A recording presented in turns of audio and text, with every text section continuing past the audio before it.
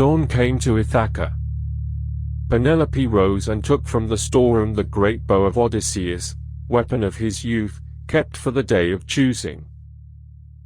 Whoever strings this bow and sends an arrow clean through the axes, him I will follow, leaving this house I love. Telemachus set the axes true. The suitors laughed and took their wine, sure the beggar's master would never return. First Telemachus tried, 3 times he nearly bent it, and on the 4th would have succeeded, had Odysseus not signed him to stop. Antinous warmed the bow by the fire and failed. Eurymachus failed. One after another the proud men of Ithaca could not string the weapon of the absent king. It is not the wedding I mourn, it is that we fall so far short of Odysseus. This will be a tale against us forever.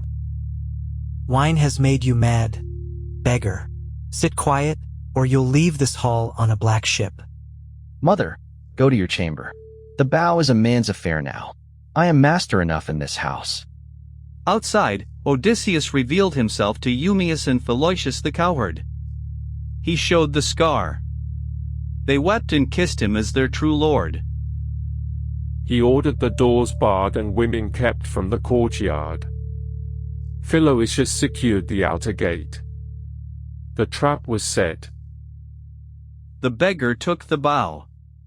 He turned it in his hands as a bard turns a lyre, testing for worm, for warp, for the truth of the wood. Then Odysseus threw off his rags. He leaped to the threshold with the bow and a quiver full of death.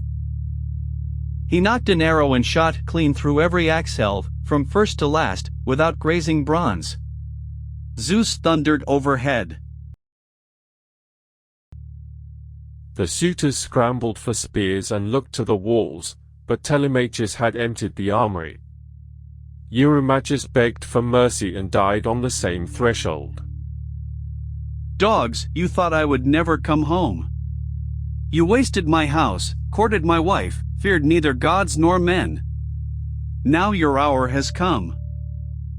If you are Odysseus of Ithaca home again, spare us. Antinous was the ringleader. We will make good every wrong. Not if you gave me all your father's wealth would I stay my hands, until every suitor has paid for his outrage. One by one the suitors fell, Amphinomus among them, who had almost chosen better. When the bow was spent, spears finished what the shafts began. The hall grew still. Athena came as mentor, then as a swallow in the rafters. Her aegis flashed. Panic broke the suitors' courage like a wave. The faithless serving women were judged. Telemachus carried out the hard sentence. Then sulfur and fire cleansed the megaron of blood and feast.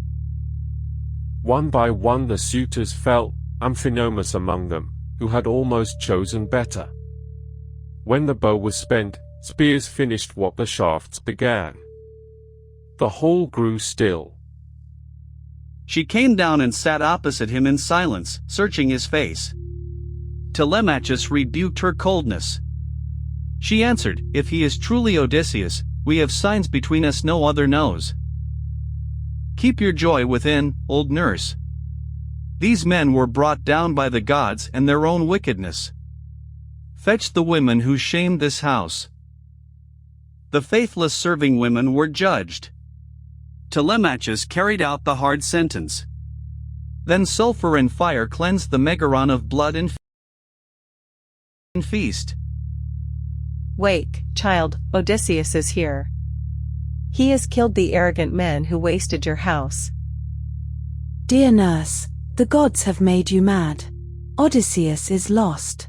Some god has slain the suitors in anger. They held each other as shipwrecked men hold land. Athena held the night long for their joy, delaying the dawn. He told her of Tiresias' prophecy, a journey inland with an oar, and a gentle death from the sea in ripe old age. Then sleep took them both. Athena restored his beauty, bathed and cloaked, he shone as on the day he sailed for Troy. Still Penelope held back. Eurycleia, make up his bed outside the chamber he built. Let him rest there. Woman who has moved my bed? That would be a hard thing. I built it myself around a living olive tree. No mortal could shift it easily. He named the secret. One post was a living olive, rooted in the chamber floor, dressed with gold and silver and ivory. Only husband and wife knew that truth. Do not be angry. I feared some god disguised as you. But now you have spoken the secret of our bed, and I know you at last. They held each other as shipwrecked men hold land. Athena held the night long for their joy, delaying the dawn. He told her of Tiresias' prophecy, a journey inland with an oar, and a gentle death from the sea in ripe old age. Then sleep took them both. So the goddess bound them with oaths. The kin laid down their spears. Ithaca would not eat itself alive.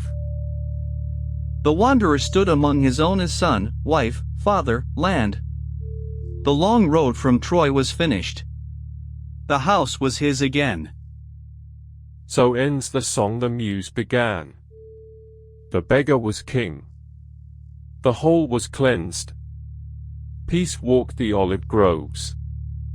And Homer's Odyssey is complete. Father, I am he.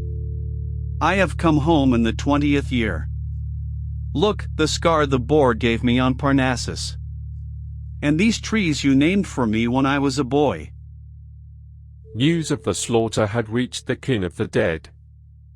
Armed men gathered under Eupees, Antinous' father, crying for blood price and war. Battle was joined. Laertes cast first and struck Eupedes down. Odysseus and Telemachus would have finished every foe, but Athena cried out to stop the killing. Son of Laertes, hold your hand. End the strife. Let peace be made, and forgetfulness of blood. So the goddess bound them with oaths. The kin laid down their spears. Ithaca would not eat itself alive. The wanderer stood among his own, son, wife, father, land. The long road from Troy was finished. The house was his again. So ends the song the muse began. The beggar was king. The hall was cleansed. Peace walked the olive groves. And Homer's Odyssey is complete.